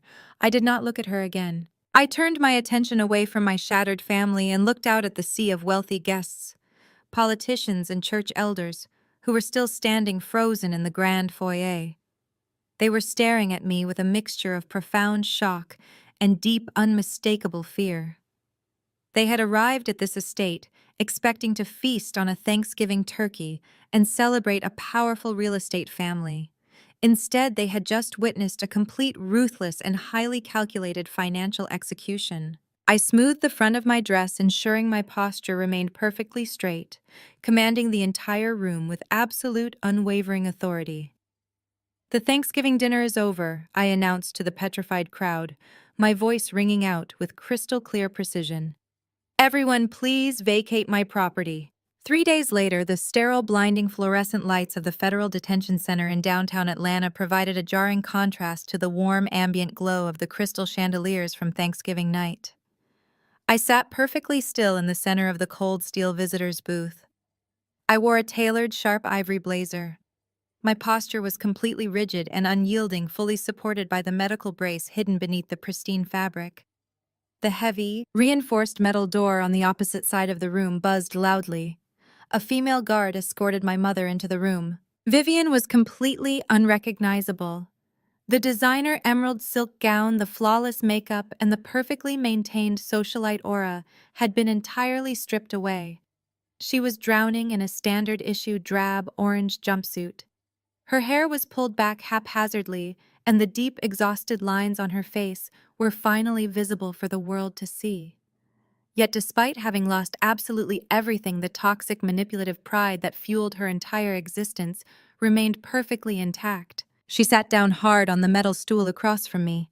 She leaned forward, glaring at me with a profound, simmering hatred. "I knew you would come," Vivian spat, her voice trembling, but laced with that familiar commanding arrogance. "I knew your conscience would eat you alive.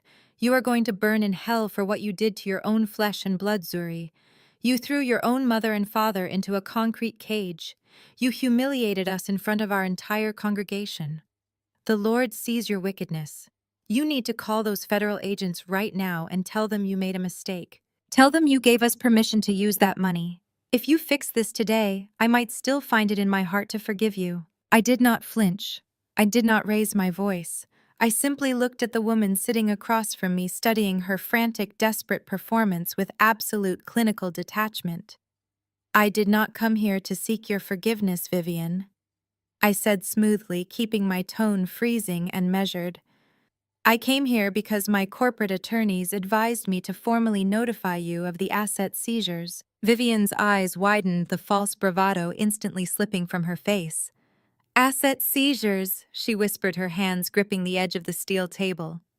I opened my designer leather tote and pulled out a single sheet of paper, sliding it across the cold metal surface toward her. "My legal team filed the official eviction notice for Jada at 8 o'clock this morning," I stated clearly, "since her husband is currently sitting in a federal holding cell. With his assets entirely frozen, she has absolutely no way to pay the debt she owes my holding company. Jada has exactly 48 hours to pack her bags and vacate my property. She is completely bankrupt.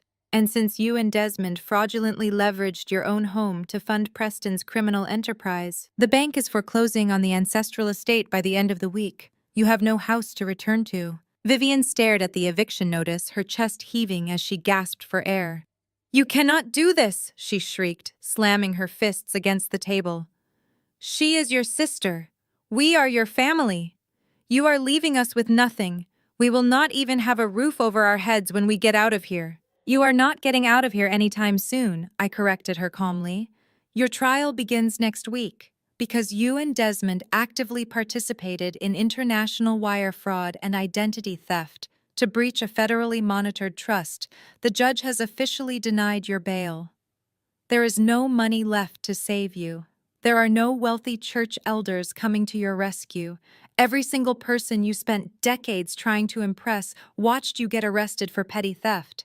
You are completely on your own." Tears of genuine, absolute terror finally spilled down Vivian's face.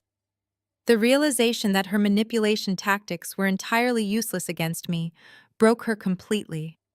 She reached her shaking hands across the table, trying to grab my wrists. "Zuri, please," she sobbed, her voice cracking into a pathetic, desperate wail. "I am your mother. I gave you life. I am begging you. Do not leave me in this place. I am so sorry. I am so sorry for everything." I calmly pulled my hands back, folding them neatly in my lap. I looked deeply into her tear-streaked face, searching for any trace of maternal love, any ounce of genuine remorse. There was nothing there. Just the raw, animalistic panic of a cornered thief who had finally been caught. "You are not sorry you stole from me while my spine was sliced open," I said softly, my voice carrying a lethal finality. "You are only sorry that the trap snapped shut on your own fingers. I did not come here today to gloat. I did not come here to yell at you. I came here because I needed to look you in the eyes one last time. I needed to see exactly what the face of a thief looks like when the mask is permanently ripped off." I stood up slowly, buttoning my ivory blazer with flawless, unbothered precision. I turned my back on the woman who had spent my entire life trying to break my spirit. "You cannot just walk away from me!" Vivian screamed, her voice echoing wildly against the concrete walls. "I am your mother. You come back here. Zuri." I walked toward the heavy metal exit door without looking back. The guard pulled it open for me. As I stepped through the threshold, Vivian threw herself against the reinforced glass partition, separating the visitor booths, pounding her fists aggressively against the thick pane. The muffled, frantic thudding of her hands against the glass grew fainter and weaker with every step I took down the long, sterile corridor. I pushed through the final set of heavy double doors and stepped out into the crisp, brilliant Atlanta morning. The bright, blinding sunlight washed over my face, warming my skin. I took a deep, unrestricted breath of fresh air. For the first time in 30 years, the heavy, suffocating weight of my family's toxic expectations was completely gone. I was entirely free. The federal justice system moves with a slow, grinding inevitability, but when the hammer finally fell, it shattered Preston's world with absolute, breathtaking precision. He stood in the heavily guarded federal courthouse, wearing a shapeless standard-issue beige jumpsuit, looking like a hollow ghost of the man who had confidently poured champagne at his extravagant Thanksgiving dinner. His high-priced defense attorney tried every manipulative trick in the legal playbook to save him. He tried to claim Preston was merely a victim of a volatile, unpredictable real estate market. He attempted to leverage his family's historical influence and generational wealth in the city to garner sympathy. But my forensic audit was entirely bulletproof. The digital trail of international money laundering, the offshore shell accounts in the Cayman Islands, and the meticulously forged property deeds left no room for reasonable doubt. The federal judge looked down from the bench with absolute, undisguised disgust, explicitly condemning the sheer predatory nature of bribing city officials while actively bleeding a minority family dry. Preston's own wealthy white relatives, the ones he had bragged about for years, did not even bother to show up to the sentencing hearing. They completely abandoned him to protect their own corporate interests. He was sentenced to 10 years in a maximum security federal penitentiary without the possibility of early parole.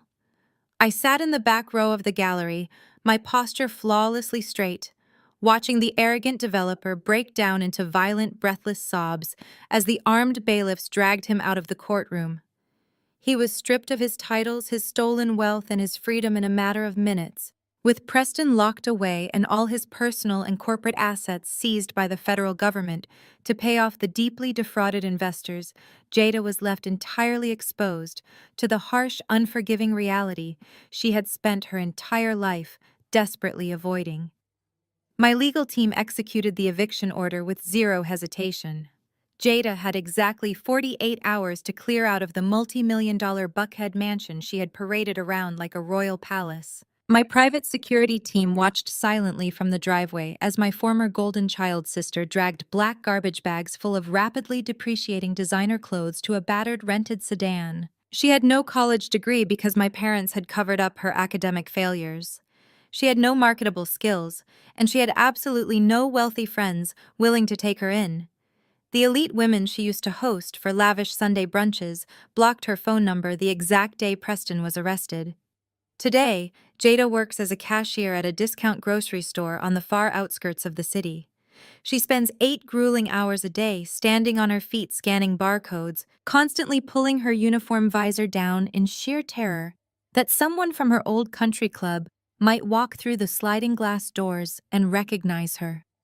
The crushing weight of the massive debt she owes my holding company guarantees she will be living paycheck to paycheck for the rest of her natural life. She traded her soul for a fake kingdom, and now she is paying the ultimate humiliating price. But the most spectacular, devastating downfall belonged to Desmond and Vivian.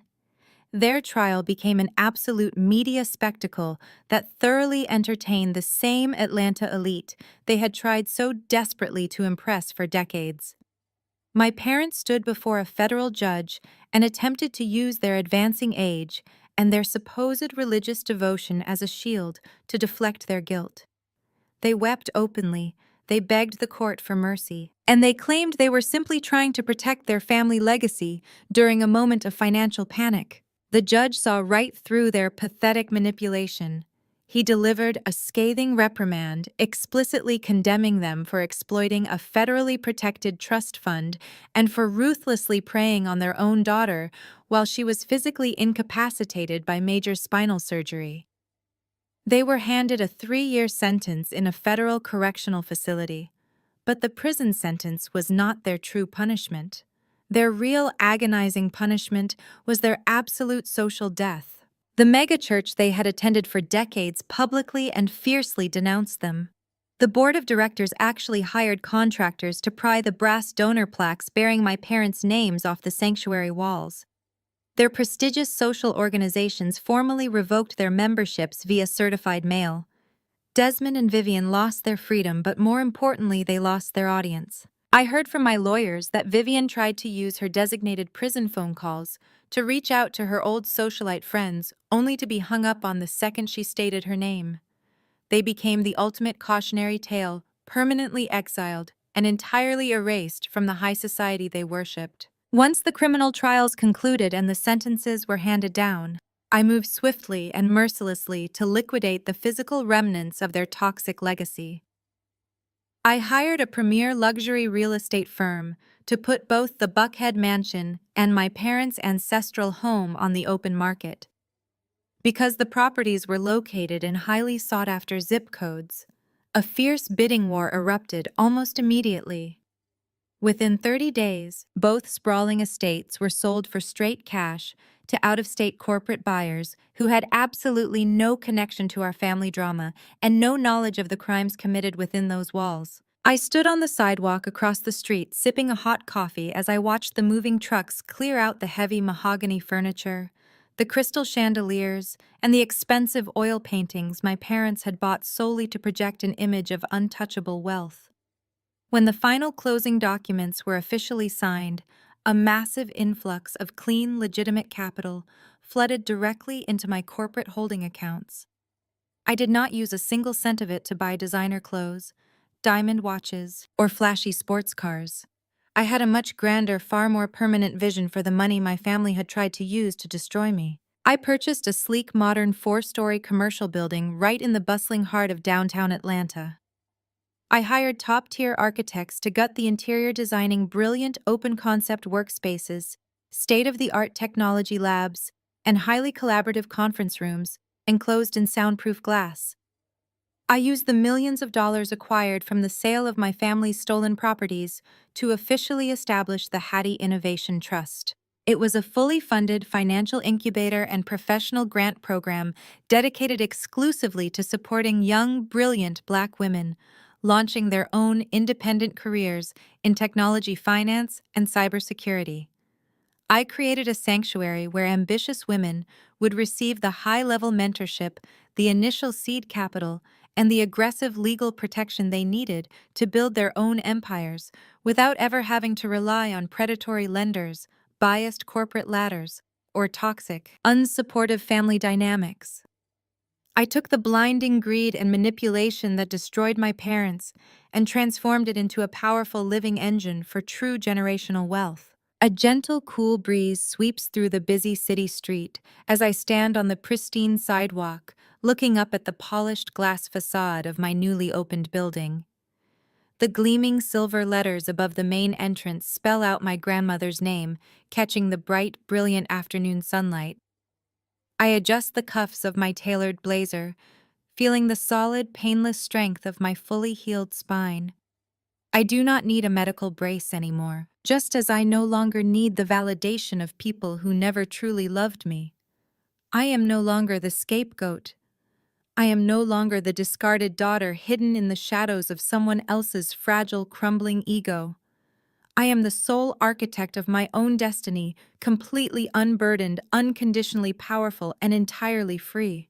The amber glow of the city light spills through the floor-to-ceiling glass windows of my Buckhead penthouse, casting long, elegant shadows across the polished hardwood floors. The chaotic noise of the past few months, the screaming in the hospital room, the shattering crystal at the Thanksgiving table, the frantic sirens outside the mansion has all faded into absolute unbroken silence. It is a beautiful, expensive silence.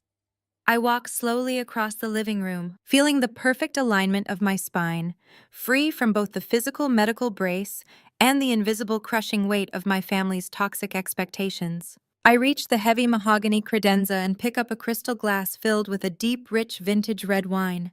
The liquid catches the light, glowing like a polished ruby. I take a slow, deliberate sip, letting the complex flavors settle on my tongue. I step forward, moving closer to the expansive glass windows that overlook the sprawling, vibrant skyline of Atlanta. This city is a place built on the promise of Black excellence, a place where legacy and family names are treated like currency. But for my entire life, that exact concept of legacy was weaponized against me. I turn away from the skyline and look directly forward.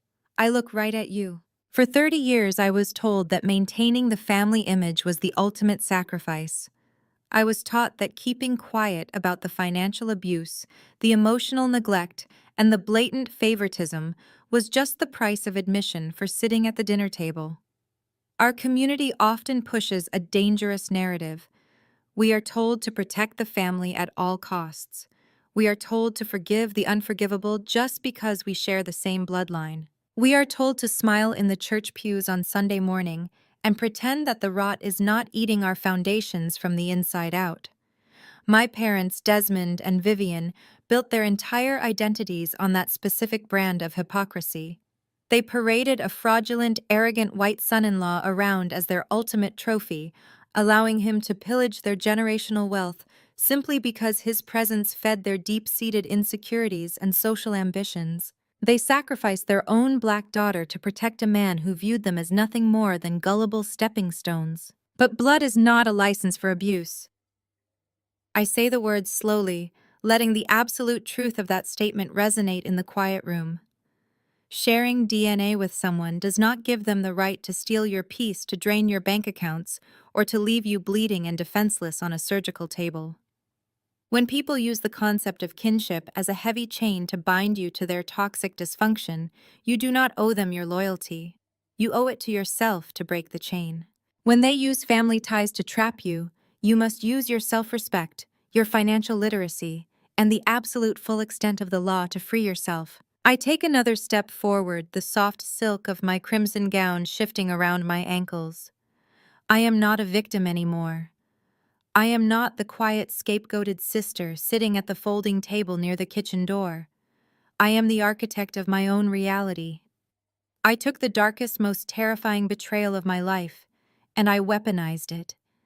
I used my intelligence, my career, and my unyielding patience to meticulously dismantle the very people who tried to bury me. I did not just survive their cruelty.